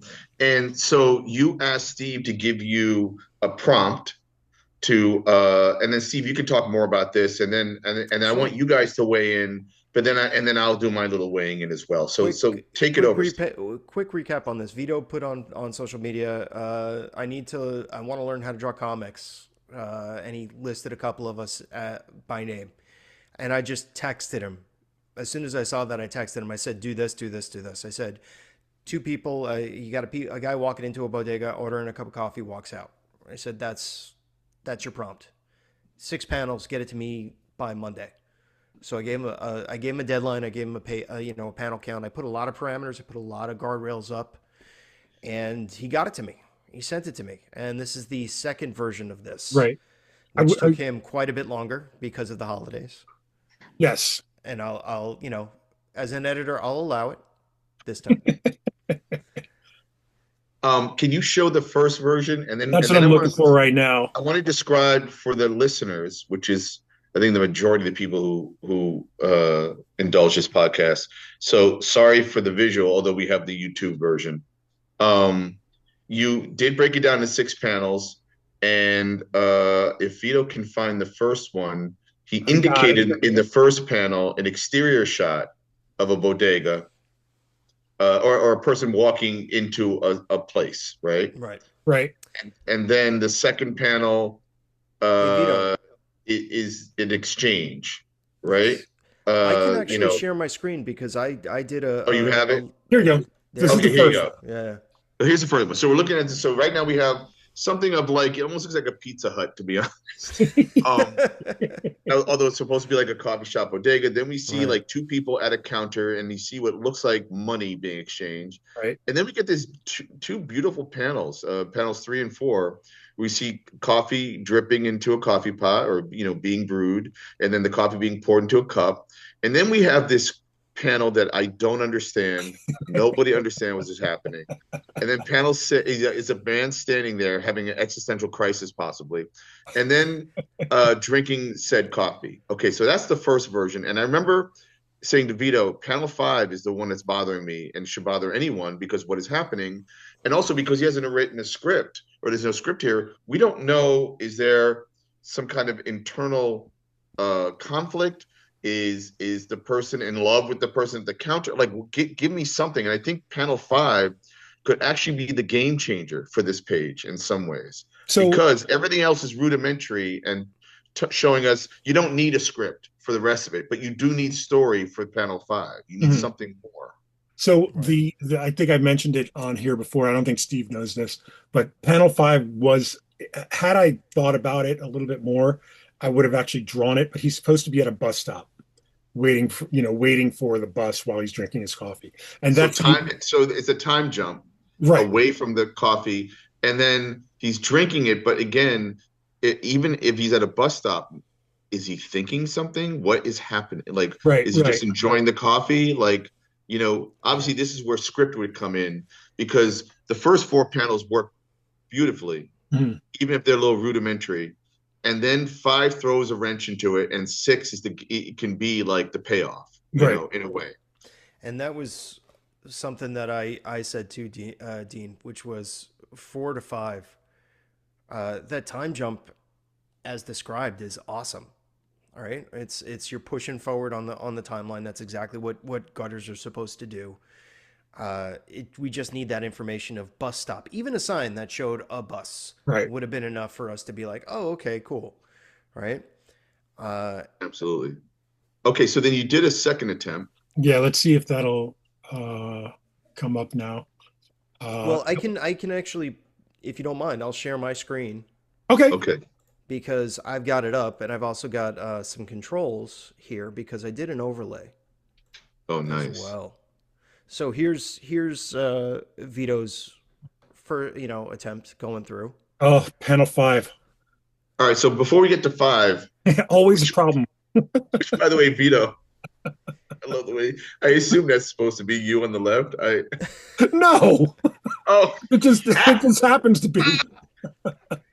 I was like, what happened to your confidence? Talk about it. Wow. But so you elected, and then Steve, of course, when you jump in, you elected to go closer in on panel 1 for some reason, Do you know what And I? in a way, I felt like I preferred the original, more exterior shot because it's just then it's all mediums and close-ups, Right. basically, Right. right? What I was trying to do with one was trying to get a little bit fancy. I tried to do a rule of thirds. So Okay. I broke the panel into three, like three different spots. And I was like, Mm-hmm. all Mm-hmm. right, this is this and this. So um, I don't know what the third part of that would be, maybe some signs in the window or something like that. But I just thought Mm. trying to render those would probably not come through. So I Hmm. just try to keep it like that. And So then the one. second panel, for some reason, Harvey Picar is now working there. And then you repeated 3 and 4, uh, and then again the rudimentary. I'm handing you the coffee now. Like I think 5 could be seriously the game changing panel of this 1 page comic. And I almost again would prefer the bus stop version. Hmm. You know, to get us out of there, unless there's something being said that's said, like maybe it's like saying, "I have a job for you. Do you have a gun?" And he has to think about it, or something like that. Right, right, right. Right. Right. But Steven, what's your take? My thing was panel one. I was surprised with the change in panel one, quite honestly. Mostly because I did like that exterior, that far out exterior shot, guy walking up to the bodega. It gave us context, right? It set up the scene. We knew kind of where we were. I do like him opening the door. I think that's a good shot, or a good action. What I don't like is that we don't get the guy who is our main character. We don't get his face until panel two. Hmm. It's always death for me on first panel to introduce a character and show the back of their head. Oh, interesting. Okay. It's something that Dave Lloyd talks about when he worked with Alan Moore on V for Vendetta. Is that Alan wrote this beautiful first page, and at the end of the page he writes, "And our main character is facing the wall, smiling enigmatically." How would you know? And how would you How know? would you know? How would you So know? David Lloyd put a mirror in front of him, Right. Right. Nice. But wait, I right? read panel 2 as the Pa- guy that looks like Picard being the person that works there because of the background information. right, exactly. I So it confuses the read, right? uh-huh. Hmm. Uh-huh. So what I did was just to show you. Let's see if this will actually. There we go. I just did a quick little like how you could approach this and zhuzh it so that you're getting your read. The other thing that we talked about, Vito, and we've talked about this separately, was page read. Right? Right. You want to kind of work that Z. You want to work through that page read, top to bottom, left to right, Hmm. and going back to your rule of thirds, like having the guy push the door open, he's to the left side of the panel, push through, your eye is going to go across, Yeah, right? before you go further, what's funny about that first panel, as I have it, um, I had him opening the door a different way, which is weird. Like I was like, well, no, that's not how doors work. Do you know what I mean? So that's why, Depends if it's a left-handed or right-handed swing. right, he's pushing the door open with his right hand, but it's opening uh in from, like from that side. I was like, that's not how anybody would open a door. So like I redid the panel to reflect that, or not the panel, but the door. You Mm-hmm. might even be able to see the erasing marks there. But yeah, so like it was just a very funny thing that like I was conscious of, but like at the same time I was just such a good note about not seeing the back of somebody's head. Yeah. What I like about the panel 2 that Steve edited is that it's what I call soap opera acting, Yep. Mhm. where someone in the foreground is facing the camera, and then someone in the background is talking to them, and they're having a conversation with each other. And often the person in the foreground might be revealing things or expressions that they're lying through their mouth about because they're like maybe you see them, you can see in their eyes that they're lying or they're cringing at something that somebody said behind them, but then they respond in a polite way, and that they don't like that person, but they don't know that kind of thing. Mhm. But also it could be a worker that's literally facing away and is now turning because he's been interrupted, but we also know that he works there because of the coffee thing that you added to the counter as Right. well. So there's a lot more going on, because of the soap opera acting is what I call it. And then on panel 5, you did kind of Overhead. like overhead. And it's funny because overhead bothers me sometimes. It's like, why are we going overhead? But I do know, like when Vito posted that query online and you sent him the prompt, Steve, what I did is I ordered him a copy of How to Draw Comics the Marvel Way, drawn Mm-hmm. by John Buscema, right? And John Buscema would have done that panel 5, Hmm. Yeah. overhead angle. And I think the other reason why you're doing that is because, like you said, the page wants to move forward, zigzag back and forth. And sometimes an angled shot is pushing you in the direction, Right. Now, when you have a 6 panel grid where all their even panels, it's not going to be too hard to figure out which panel to read next. Right. Right. So if you're messing around with the way panels are on a page, then you might start to use angles or an arm thrust to point you or whatever, or action to lead you to the next panel. And I mean, I do that all the time in my comics. So, which begs the question: the next time Vito plays with this layout, maybe it shouldn't be 6 equal panels. Hmm. No, it shouldn't. It should, try to tell the same story in 5. See how that works, Okay. right? Take a You can do panel it away. 5 or 7, Yeah. and maybe change up the panel sizes and what's important. They're Right. all equally important at that size. Right. So mess around like we didn't even necessarily need to see the coffee brewing. You assumed it's been brewed. Right. So you can even cut that. As cool as that panel and as well drawn as is, out of all the things you've drawn, Oh, I tried so was hard it with it. necessary? Was it the necessary? Is it Right. necessary No, to, no, you're right. is it a darling that you can pull out and you still know the guy asked for coffee and got coffee poured? Right. Right. Or it could literally, you can skip both those panels and be handing coffee over. Mhm. Or they could be talking about something. So it's not about coffee anymore. It's about Right. this Right. exchange that's happening.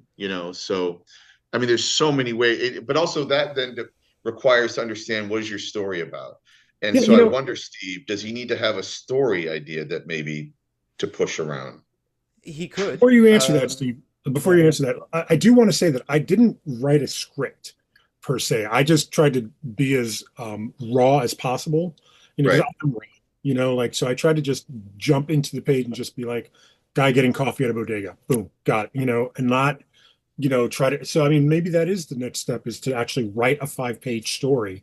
I'm sorry, 5-panel, 7-panel story. It could be 5 pages because it's just we're talking layouts here. And by the way, that is the hardest part of comics for Mm. me. It's the layouts, like So so it would be a true exercise or 2 pages or whatever, and just try to figure out what is happening in this scenario of a coffee shop. Like what more can you add that you can have to think about, Mm. artistically. Now the other question I have is because I think it's great, Steve, that you're helping him with layout or where we are, talking about mhm. it too.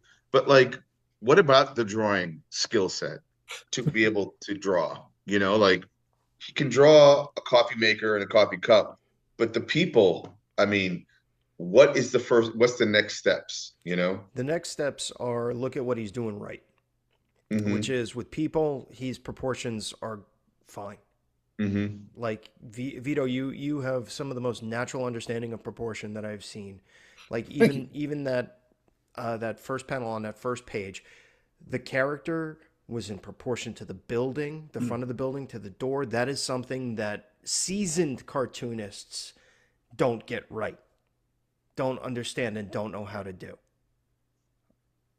Right. I So the don't. fact I like I, the fact I that have you were pages in my recent comic that don't look at the perspective and don't look at the proportionality because they're wrong. Like I know they're wrong, yeah. but I'm also taking the liberty to do that. Right. I read a comic recently. I won't say which one, uh, where it's a down shot of a character standing over a cauldron, like building a brew or something like that. And I just looked at it and I went, "Oh, they didn't use perspective because the character is actually standing in the cauldron on the fire." Right. Right. Yeah, yeah. So it doesn't, like, if you know what you're looking for, you'll see it. But Right, right. the raw instinct there that you have is really, really strong. Thank you. Now, the thing to work on is correct, like your figure proportion is correct. Now, like treat arms and legs not as tubes. Mhm. Like they have joints in them. They bend, they move, right? The body bends and moves. So look at that Buscema book as far as the how he's building the simple structure of the figure, the stick figure, right? The gesture drawing, Mhm. uh, and then go from there. May I suggest, Yeah. Vito, get this book?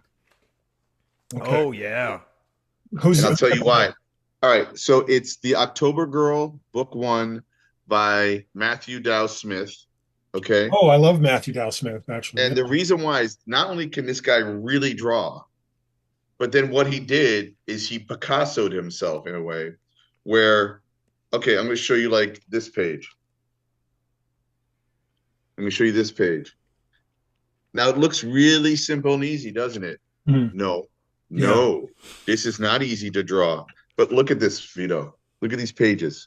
I encourage anyone to pick up this guy's books because Mm-hmm. on the one hand, I think you could maybe attempt to arrive at something. I mean, look at this overhead shot, for instance. Okay, Yeah. there's a couple of lines, a circle, it's shapes. He understands composition, Right. shapes, color.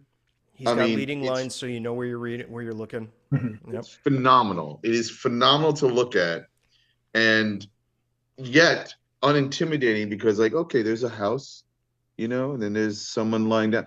But and he's probably and you could probably find it. I'm not saying he's taking pictures, but I could see how these could have been photos that he then just reduced the hell out of Right. to a few lines. He's doing line clear too, which is Yep, brave, right? yep. Which Explain is Me, that. the line Explain what that clear means. or line clear is made popular by Belgian artist Hergé on Tintin, and is means no spot blacks or very Mhm. minimal spot blacks on the page. It is what Mobius ends up doing with Arzak and the Airtight Garage, Frank right? Quitely, Frank I don't Whiteley. think Okay. does Yeah. black anymore. Yep. So Uh, so anyway, I think like I could see like you don't need to draw every fold in a jacket and make real. No, I'm not expecting that unless you wanted to go in that direction, but that could take a while and that would take, but there is something about maybe making a certain lateral leap toward like drawing in a style. Again, that's a master cartoonist. Like Yeah. Yeah. that's almost Toth level in a way, like Toth Super Friends type, Yeah. That's almost like I forget what it was called.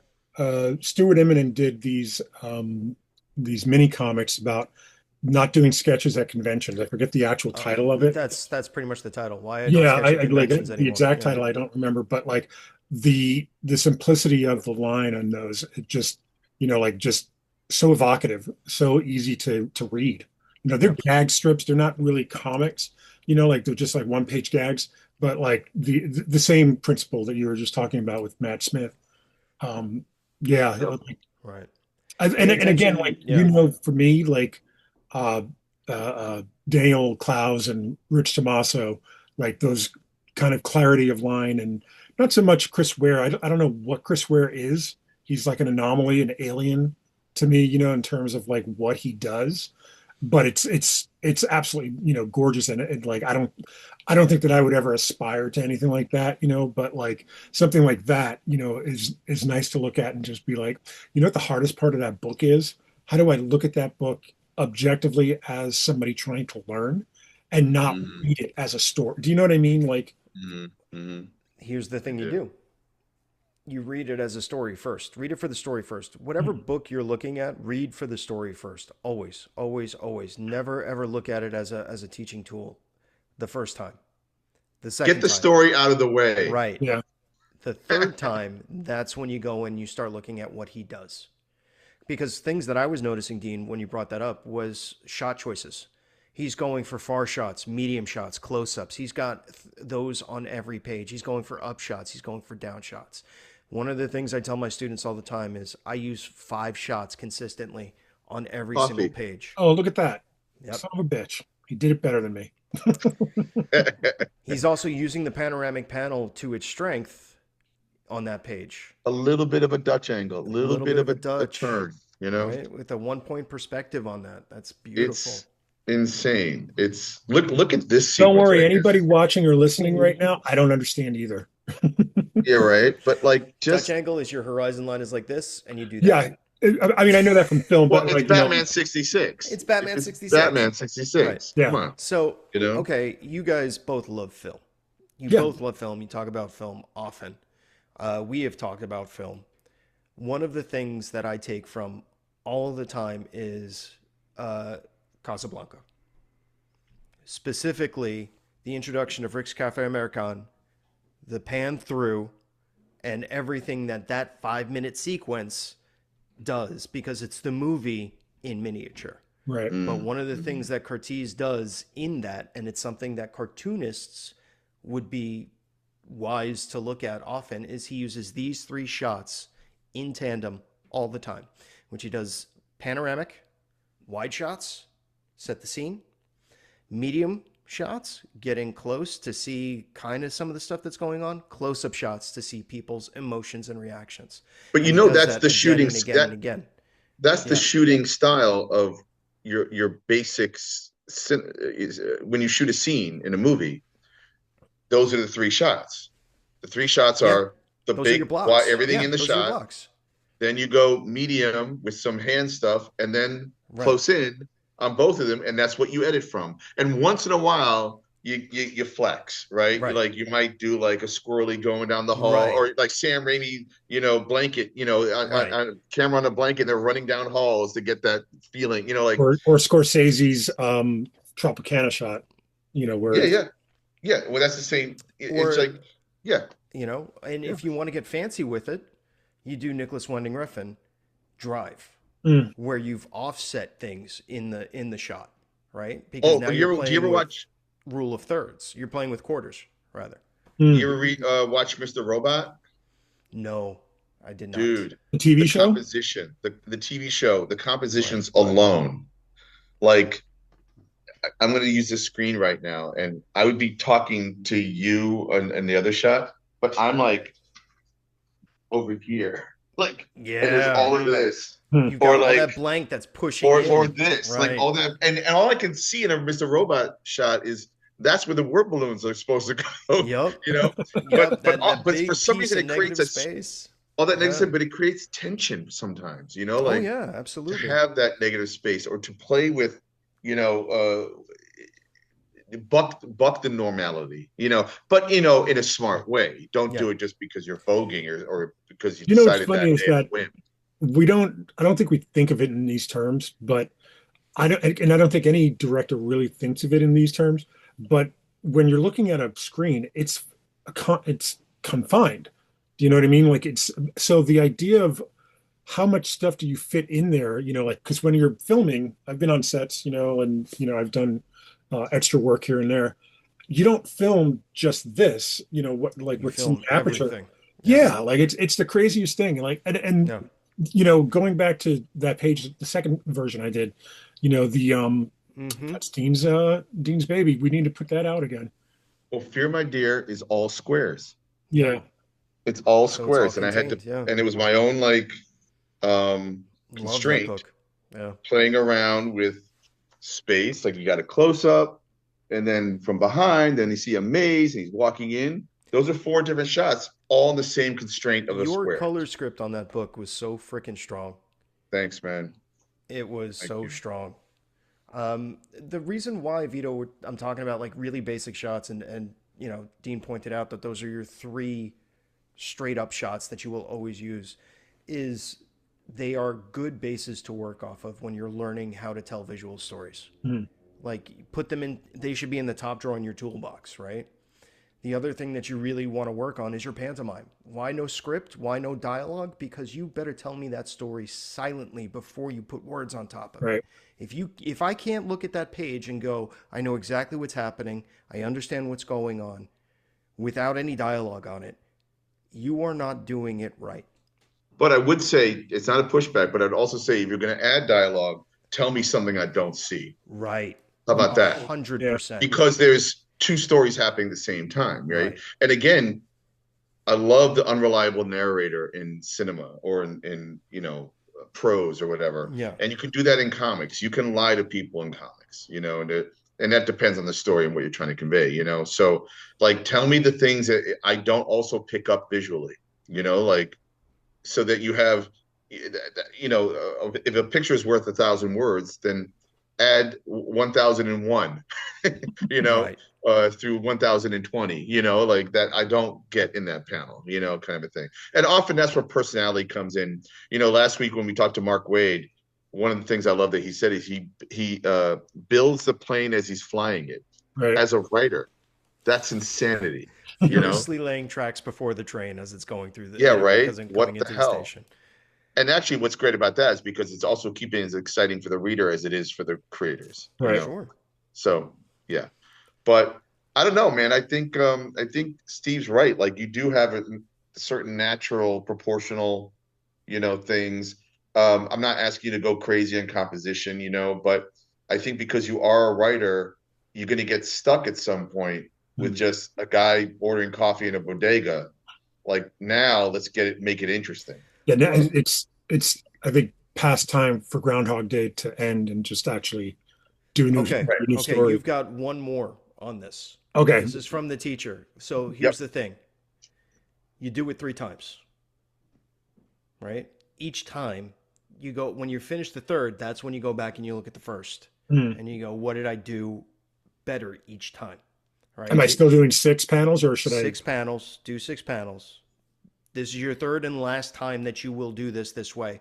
Hmm. But keep in mind, how can I change it? How can I make it more interesting for myself? How can I make it so the pantomime reads everything that we're talking about Hmm. tonight? Right? And then you ask the simple question, what happens next? And Yeah. that What happens page that? And is when you go 5 panels or 7 panels. That's when you start up in your panel count, up in, or reducing it. Show us something interesting. That's on you. Can and cop and to I would something? what? Can I cop to something real quick?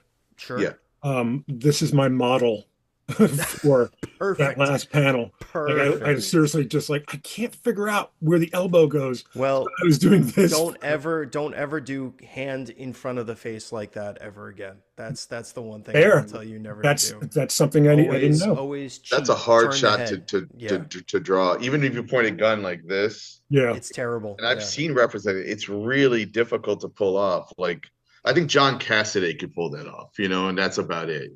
Just But about. what Yeah. was the model, the toy that what's the This name is of it? Sunfire. this is a Sunfire Marvel Legends. Right, Uh, right.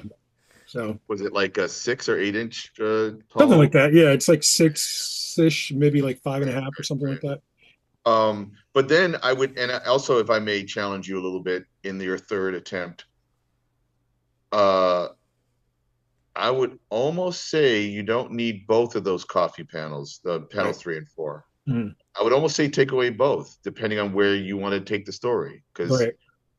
we know it's a coffee shop that serves coffee. Unless there's something happening, unless you go deep into like that coffee being made or something. Mhm. I don't know. Anyway, I think what I want to try to do, it's almost funny. Like you gave me a constraint, Steve gave me a constraint, and I think I want to give myself a kind of a constraint. I want to actually try to script it a little bit, like not script it, but maybe like do beats. So that way I just kind of, in your head Beats are as the fun. artist, you do that all the time. Yeah. Yeah. I think, sure, I think I would normally do that. But again, like I was trying to, as Mark said, build the plane as I flew it. So, like, Right. just let's just again try to be raw as possible, just to Right. be teachable. You know what I mean? I think that's a very big. I think that's something that a lot of people don't get. Like they don't understand Here's how to be teachable. here's a question I have for you, Vito. Just out of curiosity, Mhm. what is your goal with this? I've said it on the show before. Like my goal at some point is to do literally the Marilyn Monroe Black Dahlia story. I want to do the layouts for you to see if like we can, you know, Mm-hmm. actually make a comic together. Right. So like again, like my goal at some point is to just be competent enough to do layouts. I don't know that I'd ever try to do a whole book on my own, like fully rendered. I don't also want to stop at just doing layouts. I mean, I do want to get better, you know.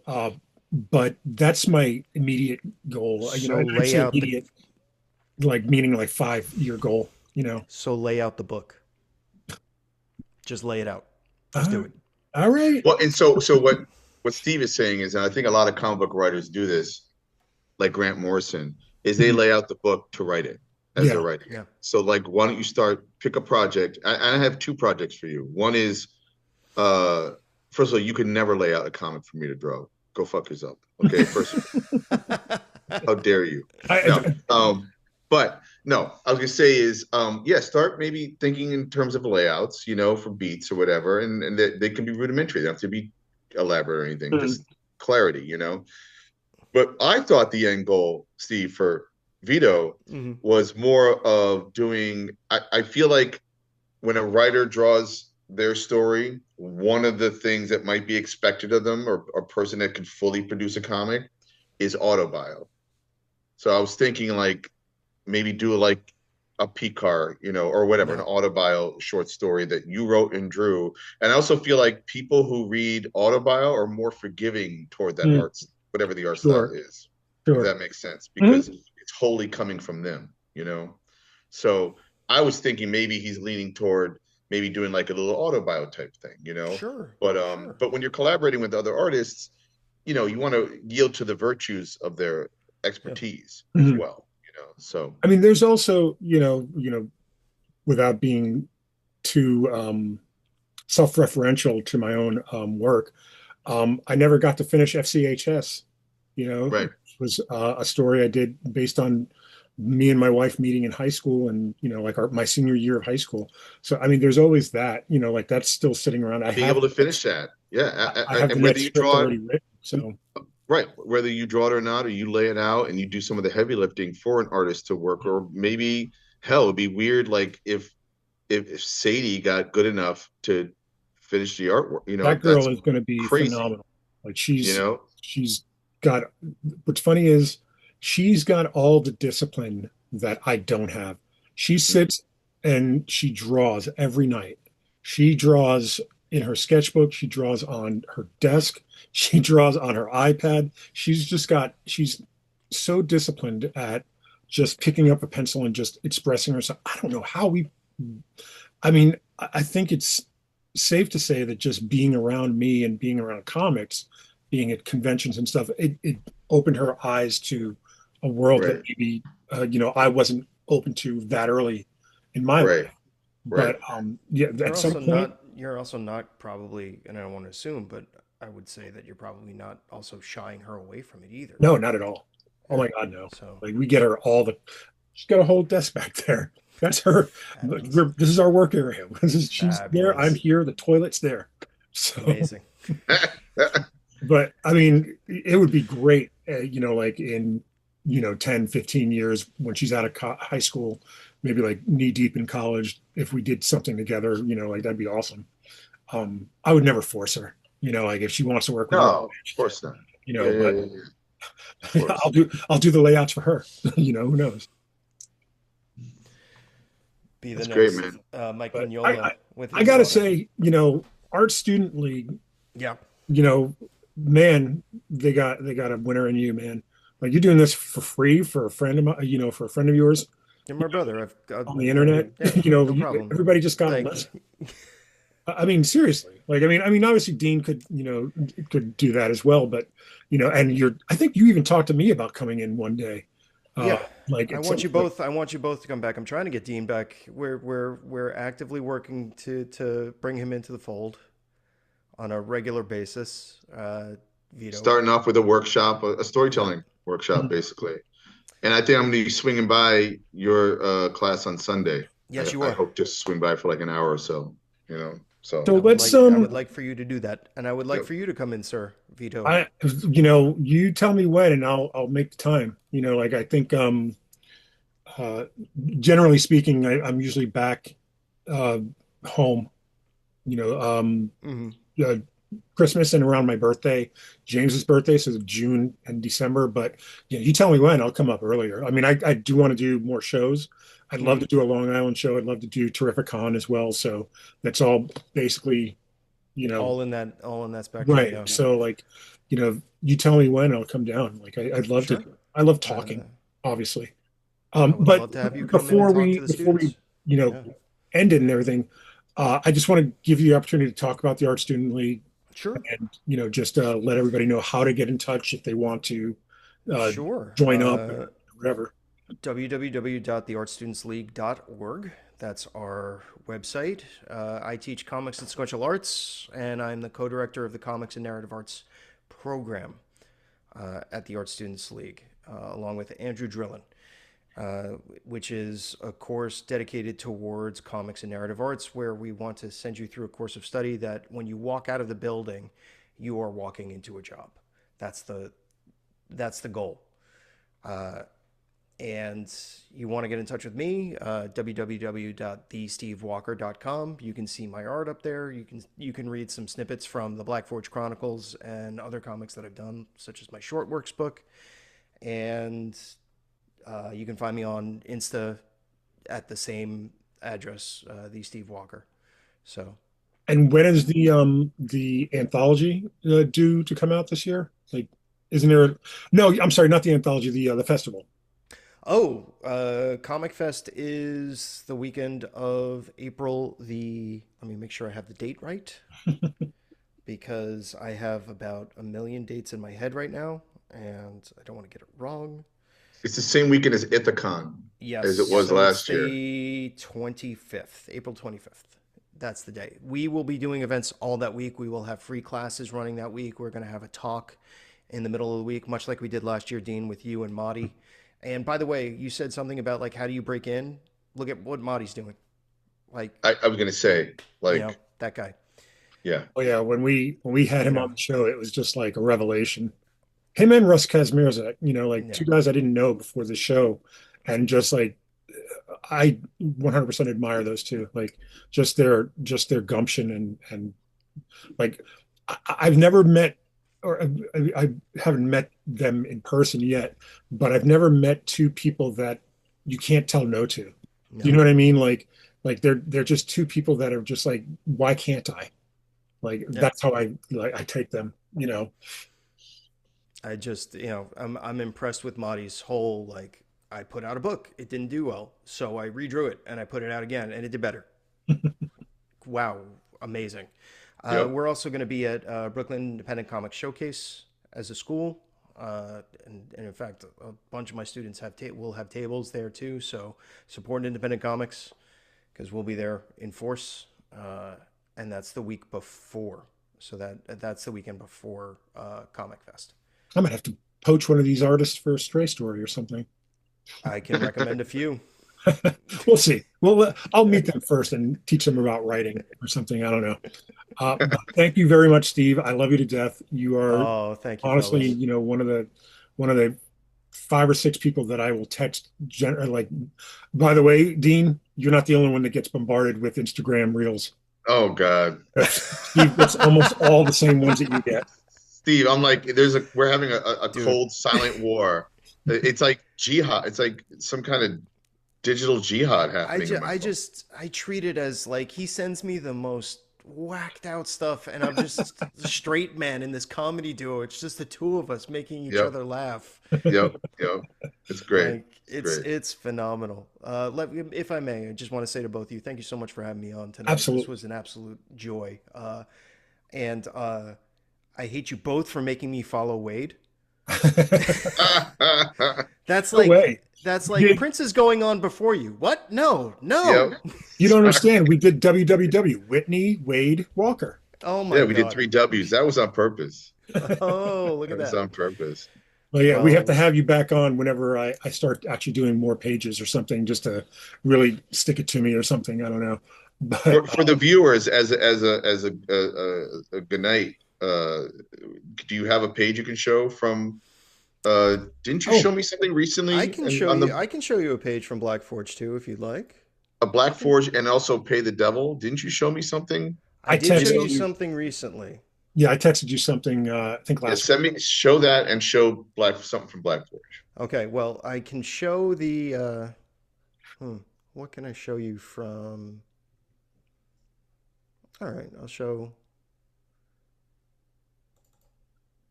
And I would encourage Page. everybody, when you follow Steve, DM him to try to get a copy of Black Forge. I strongly suggest, like, recommend it. It is, I kid you not, one of the best things. There's a page from Black Forge. I'm going to leave that up for just a second. Hold on one Oh, second, that's fellas. so good. Look at the colors on look at that Mm. first panel alone. I mean, can you, I mean, again, for the people only listening to this show, uh, how do you even describe this? Like, You know, there's a couple on a motorcycle, driving through, you know, up, under trees in the park, And and and there's like a flashback sequence, I believe, that they're yep, talking about in but that silhouette. that third tier with the silhouette, just like, oh That's so good. yeah. It's beautiful. thank Yeah. you. Thank you, thank you. That was a fun bit of business to draw. I I've guarantee. actually got two pages from Kilroy that I can show you, but I have to hold them up to screen Oh, because yeah. I didn't scan them yet. I gotta warn Steve. You're probably going to hear from another Steve that listens to the show, Steve Bearfield. He's going to see that page and he's just going to be like, "Yeah, I got to get that book." Vito's talking highly enough about it, and it looks amazing. So here is, if you guys can see Now that. come closer on the first panel. Like come closer to the screen. Yeah, yeah, that's beautiful. And then pull up. Yep. Oh, I love that negative space. Look at that. Vietnam, baby. Yep, Vietnam, baby. It's so good. Like, it just like, Yeah. again, like, you And just then pick the right guy, man. Like, it's just so easy when you pick Oh the yeah, right this guy. page. This is what I saw. Yeah. Yeah, it's a house on fire, but it's almost like a Punisher page. Like, Right? Like, yeah, totally. it's a shack in the middle of the jungle on fire. And the fire is creating like a skull image, you Yeah. know? But it's not like a typical, it's so good. It looks like a demon. Like, It's it's great. so good. And did you notice it was drawn on paper with Yeah, pen and ink? How about that, huh? happens. Pretty Some people do sexy. that. I can't help it. I love paper and I love the feel of the brush on the paper and whatnot. Is that Dean, 10 by 15 artwork or is it smaller? It looks smaller. no, it's smaller. It's so I make my own comic boards, uh, Okay. and because of the amount of pages that we're doing and the time frame that we have and my own schedule, I Yeah. work on 9 by 12, which is proportioned to an 11 by 17 page. Hmm. So is 9 by 12 the actual artwork size on a bigger piece of paper No, or is it that's on 9 by the 9 by 12 that's the page. paper? Yeah, and then So it's what is the actual proportioned to dimensions? probably almost 1 for 1 Okay. for printed. Okay. Yeah. Okay. Wow. So That's almost great. like kind of manga size, manga original size, Hmm. maybe a little bit Hmm. smaller. And you had said something. I just want to end on this, Dean, where you said like the very nice compliment that you gave me about my how I'm able to draw and kind of pull from everything. That came from watching Sienkiewicz and bringing it back to what you said, Vito, about everyone kind of being touched by Simonson and Sienkiewicz. That came from those two guys, where Simonson always said, "Not every panel is going to be pretty. Some of them just have to tell the story." And Sienkiewicz, who when I was struggling with inking, said to me, "Stop thinking about it as inking. Think about it as you're drawing in ink." Mm, And that just whatever block was in my head unlocked, and I Hmm. suddenly got it. And it was like, mm. "Oh, right, okay, cool." So take what you can from that. That's beautiful. Good That's advice. beautiful. I can't wait for people to see this book. I mean, I say that whenever we work on anything, really. Like, and it's not like an ego thing. It's not like, oh, I can't wait to so till people see how good of a writer I am. It's not that at all. It's just like, we did Soul Bride, and I put your name first on the credits because it's like, this is as much Steve's book as it is mine. Like, it is just so, like, so purely, It'll come out someday, we you know what I promise. mean? Like, it's such a pure collaboration. But I mean, like, Pay the Devil, the Silver Age book that we're talking about as well. Like, there's such a pure collaboration to it, and it's one of the things I love about comics and about working with either of you two. Just like the idea that, like, we both have the same equal say, the same voice. We can never be afraid to offend the other person because you know our skin's too thin or something like that. Like, it's just the best part about making comics for me. So thank you guys. Thank you guys. Thanks, Great buddy. conversation. Thanks, Thanks, guys. Stephen. Thank you, Steve. Thank you, I said, guys. Thanks love for you to having death. me. Can't wait to see you. And We'll be talking. We'll be talking Are you yeah, gonna sometime either flush? this Are we week or next flushing? Or week. are we done with, are we not I doing think I flushing? think season 2 is no flush. No I think, flush. I think we're just going to let everybody float to the surface. Oh my God, did I just say that? That was perfect. That was amazing. We all float here, Vito. Rising tide, right? Yeah. Mhm. Thank you, everybody, for watching and listening. We appreciate you all. Feel free to share the podcast. Like that's something I don't think I've ever asked anybody to do. But like, subscribe, share the podcast. We love it. We love seeing all the new people commenting and stuff. So I feel like this is, you say, how do I follow Wade? You follow Wade with like the mechanics of making a comic.